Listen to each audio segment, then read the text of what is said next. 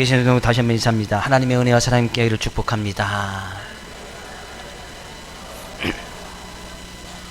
닭들이 사는 마을이 있었습니다. 어떤 젊은 부부닭이 있었는데 행복하고 잘 살기로 소문이 나 있었어요. 근데 문제가 딱 하나가 있었어요. 암탉이 좀 날라리 기질이 있었어요. 근데 어느 날 이 젊은 부부닭이 심하게 싸웠습니다. 그래서 동네 닭들이 다 알 정도로 이게 너무나 크게 싸운 거예요. 그래서 막 이제 동네 닭들이 막 수근수근 되는 거죠. 수탉이 분명히 문제가 있다. 다 그렇게 생각을 한 거예요. 근데 동네 사람들이 이제 너무나 말이 많으니까 동네 이장닭이 찾아가서 중재를 했습니다. 그러니까 너 왜 싸웠냐? 이렇게 잘 살지. 이장닭이 이렇게 이야기하니까 이 수탉이 너무나 창피해서 이야기를 못 하는데 이장닭이 찾아와서 이야기하니까 이렇게 창피하지만 얘기합니다. 아내 닭이 오리알을 낳았어요. 그런 거예요. 네, 오리알을 낳았다고 그러는 거예요. 그래도 이제 용서해주고 잘 살라고 이제 이장닭이 막 권면해주고 하니까 그래도 용서하고 잘 사는 듯 했어요. 근데 며칠 지나지 않아서 암탉이 죽었어요. 암탉이 죽었어요. 그래서 동네 닭이 그때 심하게 싸우더니만 분명히 남편 닭이 수탉이 죽였을 것이라고 다 그렇게 생각을 한 거예요. 그래서 이장닭이 또 찾아가서 물어봤습니다. 야, 네가 죽였냐? 그러니까 아닙니다. 제가 안 죽였습니다. 하면서 이 수탉이 이야기하는 거예요. 이것도 너무나 창피한 일인데 아내 닭이 타조알을 낳다가 죽었어요. 정말 재밌는 얘기인데 타조알을 낳을 수가 없지요. 개그우먼 이영자 씨가 있습니다. 이영자 씨. 어제는 KBS 연예 대상을 수상한 것 같더라고요. 근데 이 사람이 이제 뒤늦게 이제 크리스찬이 됐긴 했는데, 이영자 씨가 하는 프로그램 가운데서 군인 장병들에게 강의하는 장면이 어느 프로그램에서 잠깐 실렸습니다. 근데 그 군인 장병들을 놓고 이영자가 강연을 한 거예요. 그리고 강의가 끝난 다음에 질문을 받는 시간이 있었습니다. 근데 한 장병이 일어나서 이렇게 묻습니다. 어떻게 하면 그렇게 말을 잘하나요? 이렇게 물어본 거예요. 이영자 씨 이제 말을 잘하니까. 그러자 이영자 씨가 핵심을 찌르는 대답을 딱 했습니다. 네, 말을 많이 해보세요. 그랬다는 거예요. 말을 많이 해보면 말을 잘할 수 있다는 거예요. 그렇죠. 단순하지만 말을 잘하는 방법은 그것밖에 없음을 이제 이렇게 알고 있는 거죠. 그래서 말을 많이 하다 보니까 이제 말이 이제 언변술이 늘게 되어지고 그렇게 말을 잘할 수 있게 되어졌다. 그런 의미로 이야기한 것 같습니다. 어떻게 하면 우리가 예배를 잘 드릴 수 있나요? 너무나 간단한 거예요. 예배를 많이 드려보면 돼요. 예배를 많이 드려보면 돼요. 우리가 어떻게 하면 찬양을 잘할 수 있나요? 찬양을 잘 해보면, 많이 해보면 돼요. 어떻게 하면 우리가 하나님 말씀을 잘할 수 있나요? 예, 하나님 말씀 많이 읽어보면 돼. 그죠? 많이 읽어보면 돼. 어떻게 하면 우리가 기도를 잘할 수 있나요? 지금 답을 가르쳐주고 왔는데도 지금 모르시서 대답을 안 하시는 거예요. 지금 대답하기 싫어서 안 하시는 거예요. 하기 싫어서 안 하시는 거예요. 어떻게 하면 기도를 잘할 수 있나요?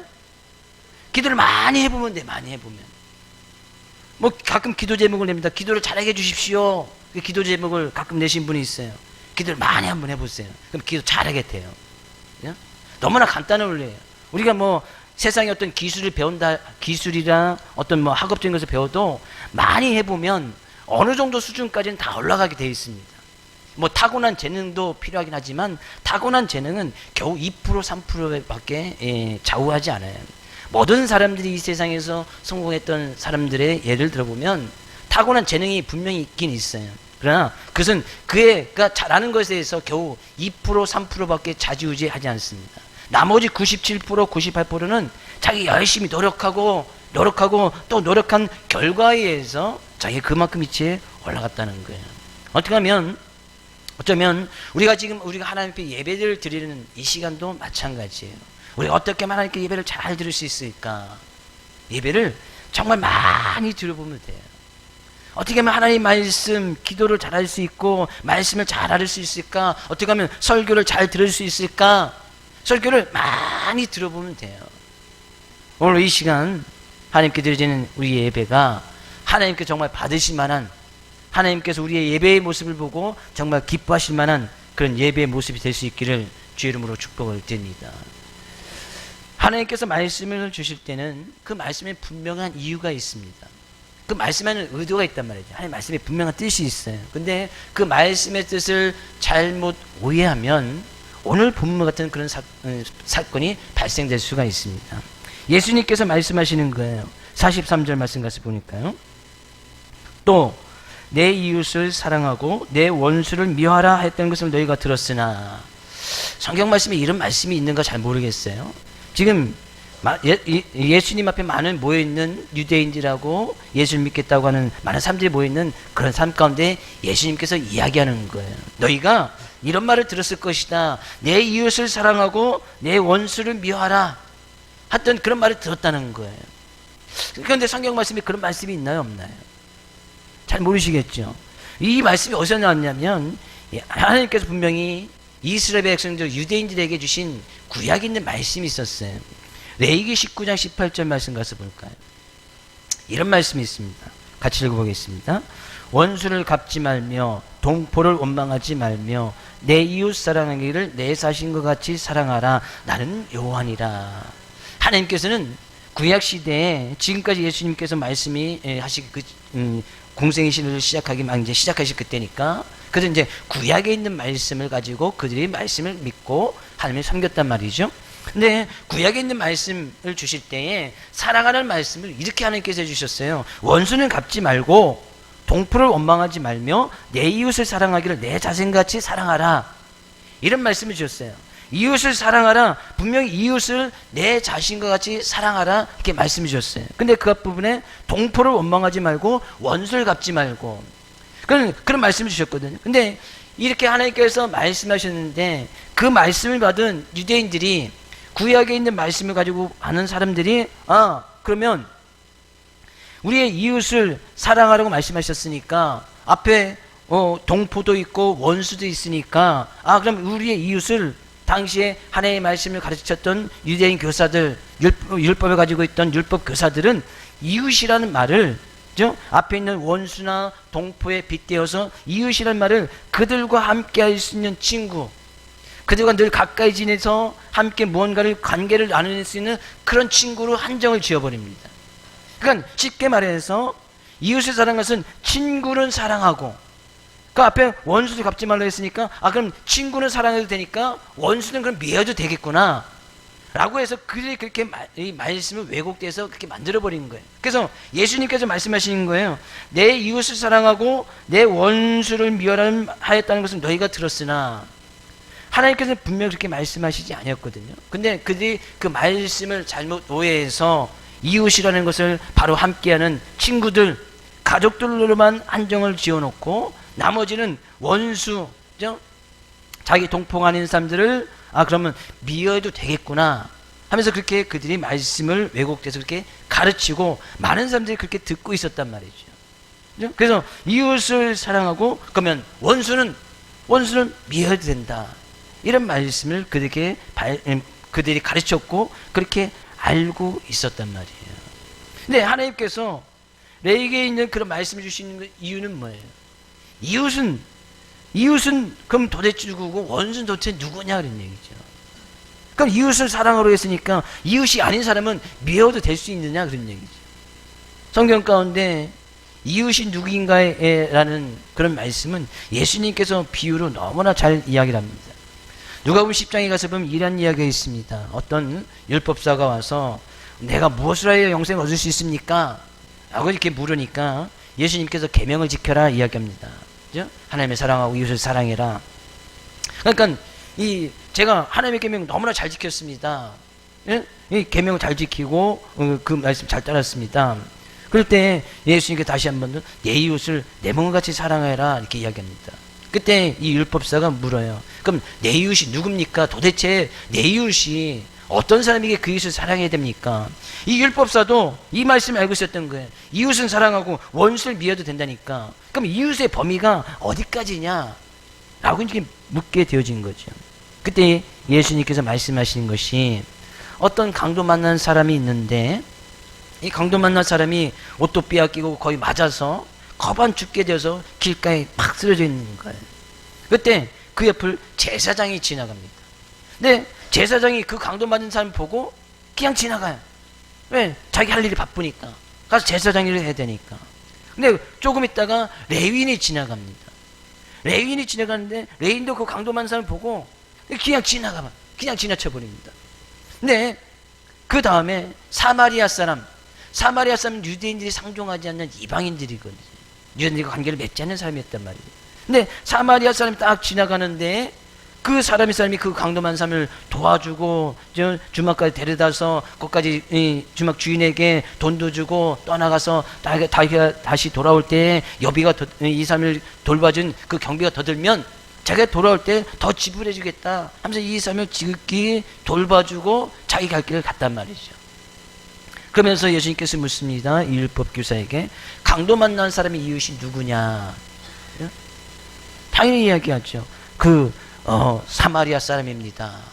그게 대답했을 때 예수님께서 이야기해요. 가서 너도 이와 같이 해라. 이런 얘기예요. 그럼 이웃은 누구예요? 여기서 말했던 이웃은 뭐예요? 자기와 전혀 관계없는 사람, 뭐 강도 만난 사람, 자기가 무관한 사람 아니에요? 무심히 지나칠 수 있는 사람이었단 말이죠. 나와는 상관없는 사람. 지금 이들의 가르쳐 있던 율법 교사가 가르쳤던 그들 말씀과 지금 전혀 상반된 말씀을 예수님께서 해주시는 거예요. 이웃은 사랑하고 나와 함께 있는 사람, 나와 관계를 맺고 있는 사람, 내 친구, 내 식구들을 사랑하고 그 나머지 사람 좀 미워도 된다. 미워한다는 것은 사랑한다의 반대말이니까 관심 없어도 된다는 거예요. 그들이 무엇인 일을 당하든지 나와는 상관없는 사람들에게는 관심도 없고 그들에게 뭐 불쌍히 여기지 않아도 되고 그들에게 뭐 어떤 자비를 베풀 필요도 없다라고 그렇게 생각했던 이 사람에게 가서 너도 그와 같이 해라. 내 이웃은 네가 아는 사람만이 이웃이 아니고 너와 관계 있는 사람이 이웃이 아니고 내 식구들만 이웃이 아니고 지금 이 강도 만난 자처럼 도움의 손길이 필요한 사람, 그들에게 지금 다른 사람의 어떤 이 도움이 없이는 살아가기 힘든 그 모든 사람들이 다 너의 이웃이다.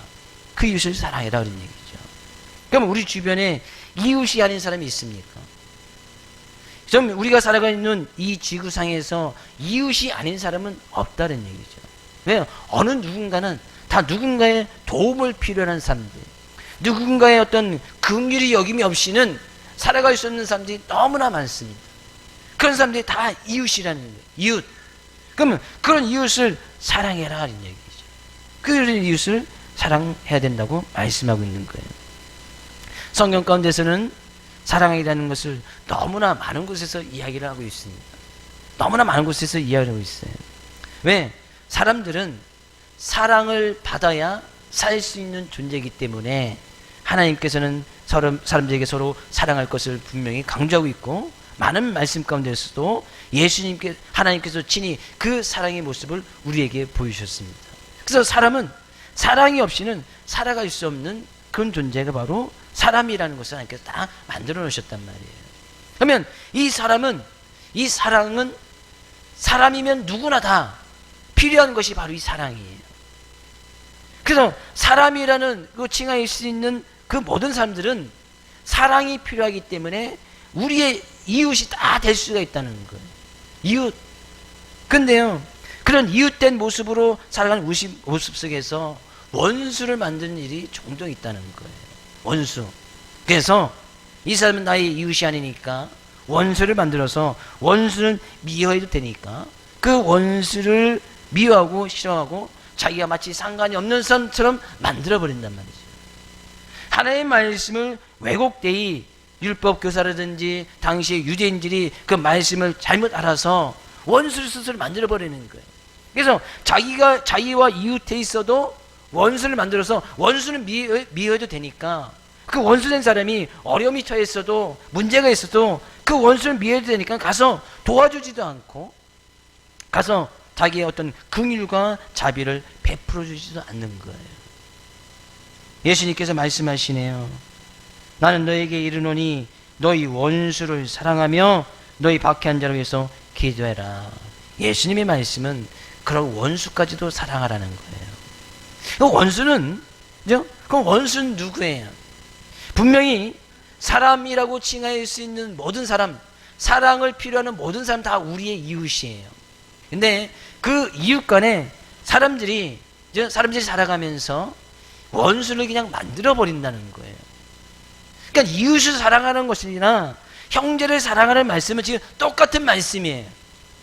이웃이 곧 원수가 될 수 있고 원수가 곧 이웃이 될 수 있으니까 형제를 사랑하라, 이웃을 사랑하라, 서로 사랑하면서 살아가는 것은 다 똑같은 말씀이에요. 예수님의 입장에서는 다 똑같은 말씀이에요. 왜? 우리의 이웃이 우리가 스스로 이웃임에도 불구하고 이웃처럼 생각하지 아니하고 원수처럼 생각하는 사람들이 있기 때문이에요. 원수는 누구예요? 사전적인 의미를 가서 보니까요, 원한이 맺힐 정도로 자기에게 해를 끼친 사람이나 그런 집단을 원수라고 이야기해내요. 원한이 맺힐 정도로 자기에게 해를 끼친 사람, 그죠? 원한이 맺힐 정도로. 행여나 오늘 예배 드리면서 그런 원수 관계 있는 분이 없기를 주님 축복을 드리지만, 행여나 원수 관계 있는 분이 있다면 오늘 말씀을 통해서 그 원수 관계가 끊어지기를 원하고 이웃의 관계로, 형제의 관계로 회복될 수 있기를 주님의 축복을 드립니다. 원수 관계는 너무나 간단해요. 그죠? 옆에 있는 사람 한번 마주 볼까요? 옆에 있는 사람 한번 쳐다볼까요? 눈을 한번 쳐다볼까요? 예. 옆에 있는 사람 쳐다보세요. 잘 쳐다볼 수 있으면 최소한 원수는 아니야. 쳐다보는데 웃음이 나와 최소한 원수 관계는 아니야. 맞죠? 근데 쳐다보라고 하는데 쳐다보기 싫어. 원수 관계의 힘이 확실합니다. 쳐다보는데 이게 막 올라가, 막 째려봐. 쳐다보라고 하니까 쳐다보는 봐야겠고, 이제 막 이게 눈썹 뒤에가 막 올라가. 원수 관계가 확실해요. 하나님께서는 분명히 이웃을 사랑하라 하면서 이웃을 딱 던져줬는데, 원수 관계는 우리가 살아가면서 내가 만들어 버린다. 내가 만들어 버리는 거예요. 하나님께서 사람을 만드실 때에 서로가 서로에게 사랑을 주며 사랑을 받고 사랑하며 살아갈 수 있도록 우리를 이렇게 만들어주시고 이렇게 보내주셨는데, 그 사랑하며 살아갈 우리의 이웃, 형제, 자매를 우리가 스스로 원수를 만들어 버렸다는 얘기예요. 그러면서 이들은 하나님의 말씀을 가지고 합법화시키는 거예요. 이웃은 사랑하고 원수는 미워해도 되니까, 그죠? 그 말씀 잘못된 것을 그들이 가르치면서, 그건 원수지간에 있는 사람들 미워도 되고 도움도 줘서도 안 되고, 그죠? 그들과 관계를 맺어서도 안 되고, 마치 하나님의 말씀을 잘 지키처럼 그들이 그 말씀을 오해하고 있었다는 얘기예요. 성경 어디 가운데 원수는 미워해도 된다 그런 말씀이 어디 있어요? 예수님께서는 그렇게 잘못 알고 있는 그들에게, 원수를 스스로 만들어가는 그들에게 예수님께서 말씀하시는 거예요. 그 원수가 있느냐? 그건 원수마저도 사랑해라 라는 얘기예요. 옆에 계신 성도님에게 인사합니다. 사랑합니다. 그것도 원수 관계에 있다고 해서 사랑한다는 얘기는 아니에요. 예, 어떤 시인이 부부라는 그런 시가 있었는데, 그 부부라는 시 안에 이런 대화를, 실제적으로 대화를, 그 부부라는 시 안에 이런 대화를 쓴 것이 있습니다. 어떤 노인 두 분이 퀴즈대회를 나갔습니다. 그래서 할아버지가 설명을 하고 할머니가 맞추는 거예요. 근데 제시어는 천생연분이었어요. 천생연분. 그래서 할아버지가 할머니한테 이제 설명을 하는 거죠. 할멈, 당신과 나 같은 사이를 뭐라고 해? 그러니까 원수 그러는 거예요. 원수. 아니, 당황한 할아버지가 손가락 4개를 펴면서, 아니, 두 글자 말고 4글자 그러는 거예요. 할머니가 대답했어요.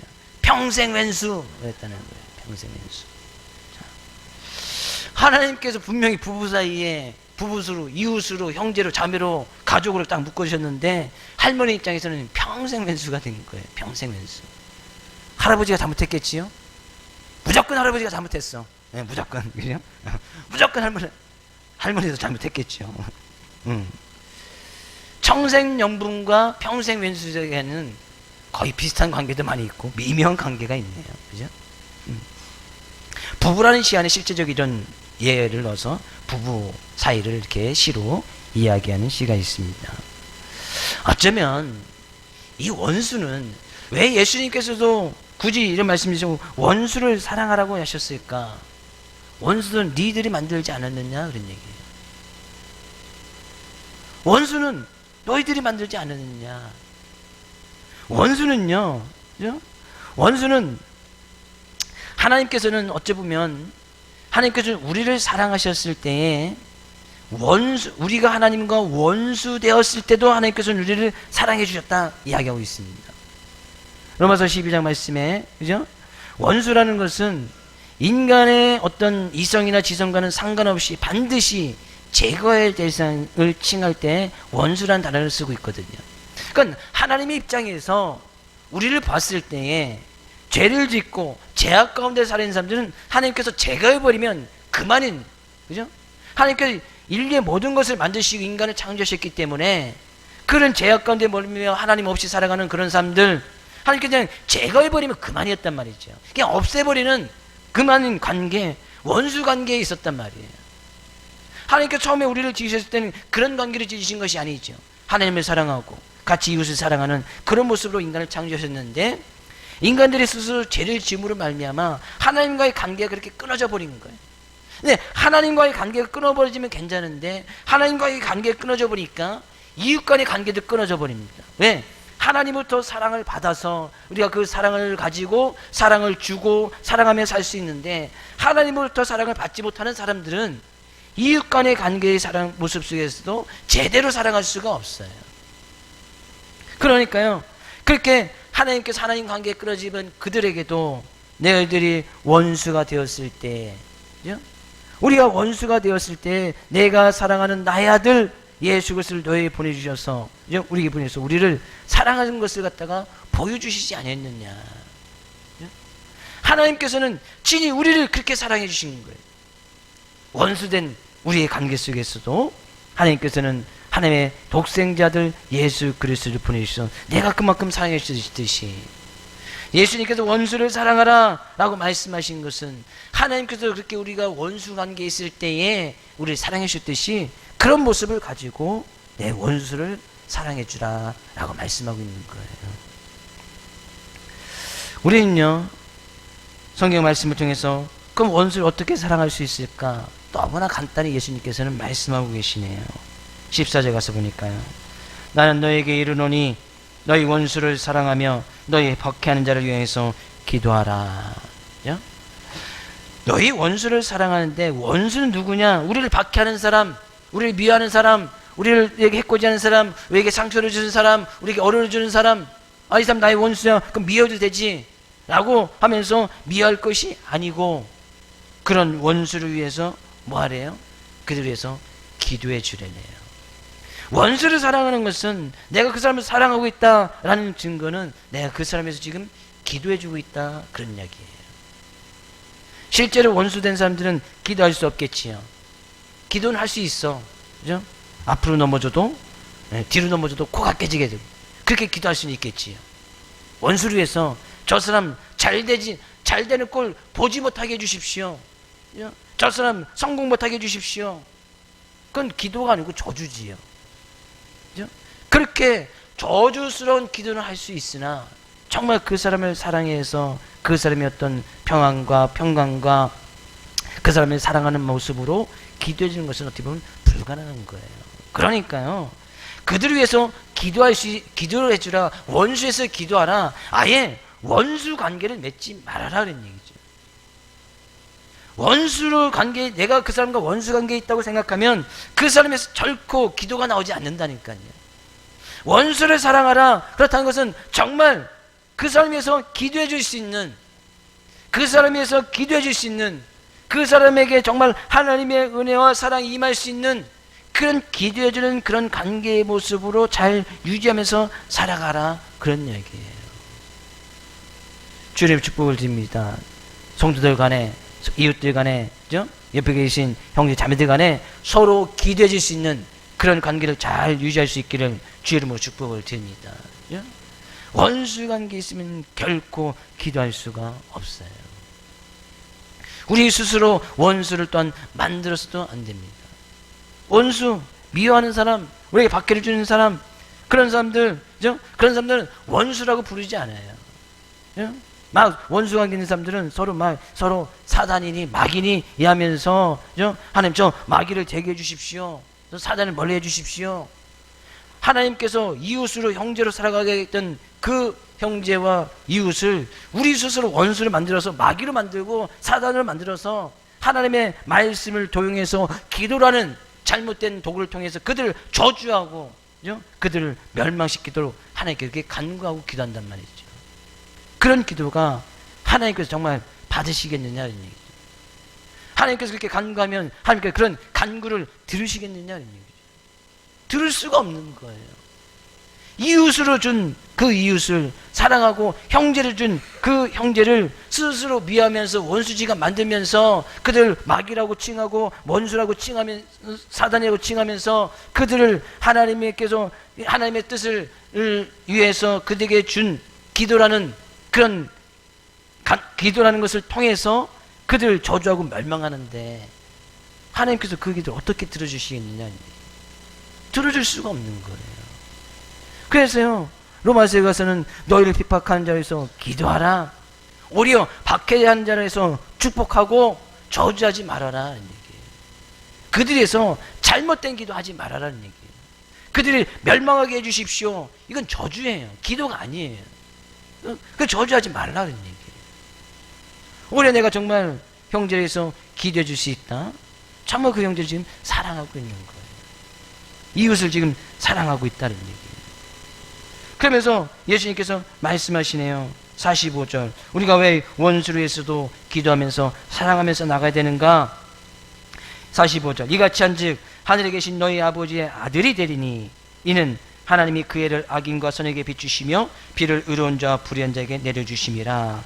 그렇게 할 때, 이웃을 위해서 기도할 때, 행여는 내가 원수 만들어서 그 원수를 위해서 정말 그 원수를 사랑하는 마음으로, 용서하는 마음으로 그 원수를 위해서 기도할 때, 그렇게 할 때 비로소 우리가 하나님의 아들이 될 것이다. 하나님의 자녀가 될 것이다. 그래서 그때서야 비로소 우리가 예수님 믿는 사람이 될 것이다. 그런 이야기예요. 그때서야 비로소 다른 사람들이 아, 저 사람 정말 예수 믿는 사람 맞구나. 저 사람 정말 그리스도인이 맞구나. 라는 그렇게 칭함을 받을 수 있게 되어진다는 거예요. 아, 저 사람 정말 예수님의 제자들이 맞구나. 그때서야 비로소 원수를 위해서 정말 기도해주고 그들을 포용해주고 감싸주고 안아주고 그들을 위해서 정말 사랑의 모습으로 기도해줄 때 기도해주면 반드시 용서할 수밖에 없거든요. 내가 누군가 나를 미워하는 사람에서 정말 그 사람에서 기도하면 그 미워하는 거 가서 용서해줄 수밖에 없거든요. 그래서 함께 울어줄 수밖에 없고 함께 즐거울 수밖에 없고 함께 포용할 수밖에 없고 함께 감싸 안을 수밖에 없는 거예요. 그러면 그때서야 하나님의 아들 하나님께서 인정해 주시겠다는 거예요. 너는 정말 나를 믿는 하나님의 자녀 하나님의 백성이 맞다. 하나님께서 그때서야 인정해 주시겠다는 거예요. 왜요? 하나님께서도 이 세상에 살아가는 모든 사람들에게 악인이나 선인에게 불구하고 똑같이 하나님께서 해를 비춰주시고 비를 내려주시지 않느냐. 그러니까 원수관계 만들지 말고 행여나 원수관계 있더라도 하나님께서는 모든 사람들에게 해를 동일하게 비춰주시고 비를 동일하게 내려주시듯이 우리는 그런 하나님의 은혜와 사랑 속에서 젖어들면서 살아가는 사람들은 아니에요. 여기서 해나 비를 내려준 것은 하나님의 은혜와 사랑을 이야기합니다. 실제적으로 해와 비를 동일하게 내려주고요. 하나님께서 하나님 믿는 사람들에게만 그런 사람들에게만 햇빛을 비춰주시고 그 사람들에게만 비를 주지 않아요. 만약에 하나님께서 그렇게 하신다면 이 세상 모든 사람들이 다 하나님 믿을 거래요. 하나님 믿는 사람들의 밭에만 해를 비춰주시고 비를 딱 내려줘. 그죠? 모든 사람들이 하나님 믿을 거예요.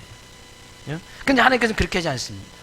왜? 하나님께서는 그렇게 하나님을 기계적인 방법으로 컴퓨터적인 방법으로 로봇처럼 하나님 믿고 따르기를 하나님께서는 원하시지 않기 때문이죠. 그러면 하나님께서는 우리에게 이성, 생각할 수 있는 능력을 하나님께서 주실 이유도 없어요.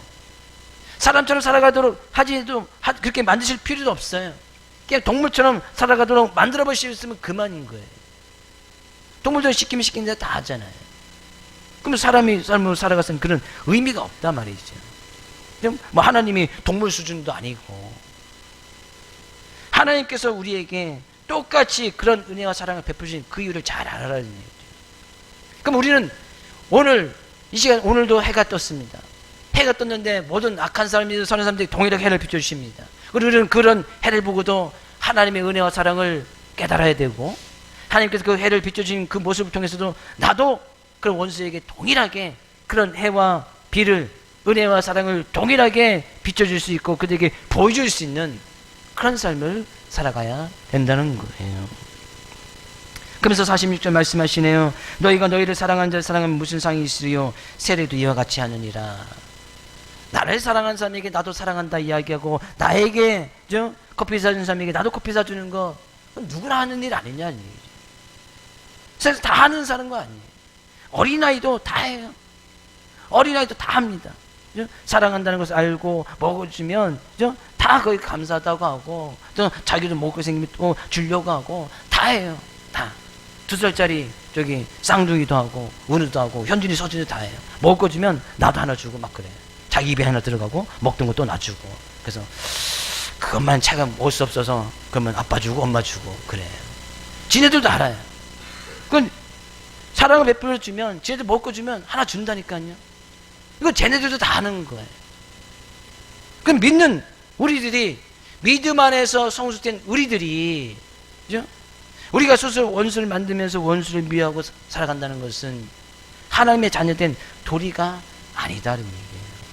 우리가 올 한 해 정말 함께 즐거워하고 함께 우는 표를 가지고 열심히 달려왔습니다. 원수하고는 함께 할 수가 없어요. 내가 원수를 만들어 놓으면 함께 할 수가 없어요. 즐거움의 자리에 그 원수를 초대하지 않습니다. 함께 울면서 기도하는 그 자리에 그 원수에게 이야기하지도 않아요. 내가 스스로 그런 원수를 만들고 있다는 얘기예요. 우리들 스스로. 그래서 함께 즐거워하고 기뻐할 이 자리에 함께 참여하지도 못하고, 심지어 어떤 사람, 저는 이전에 이런 이야기 들었어요. 그 사람이 천국에 가면 난 천국 가기 싫어, 그런 이야기도 들어봤어요. 얼마나 미워하면, 내가 그 사람 천국에 있다면 난 천국에 안 갈 거야. 어디 가겠다는 거예요?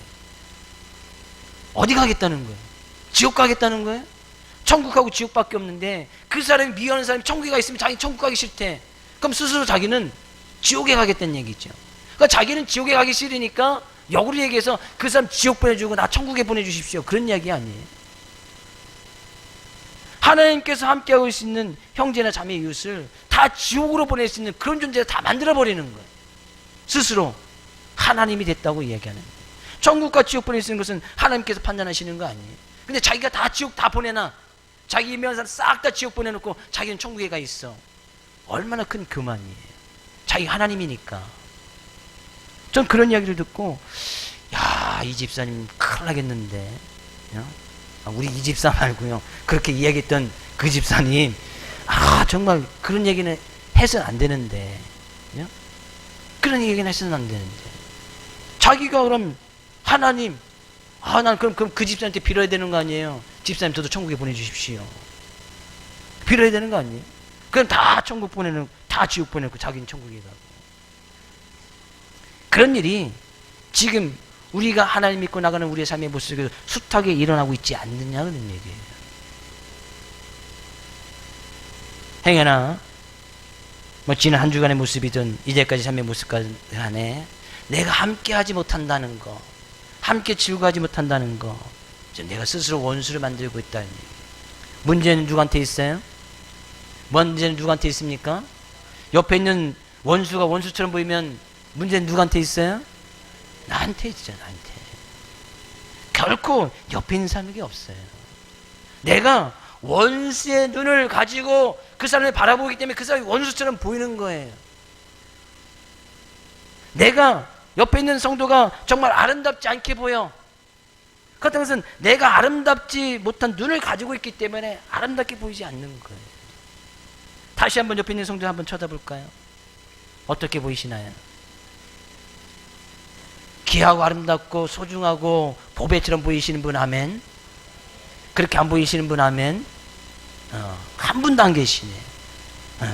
내 눈이 정말 귀하고 보배롭고 아름답고 소중하다는 얘기예요.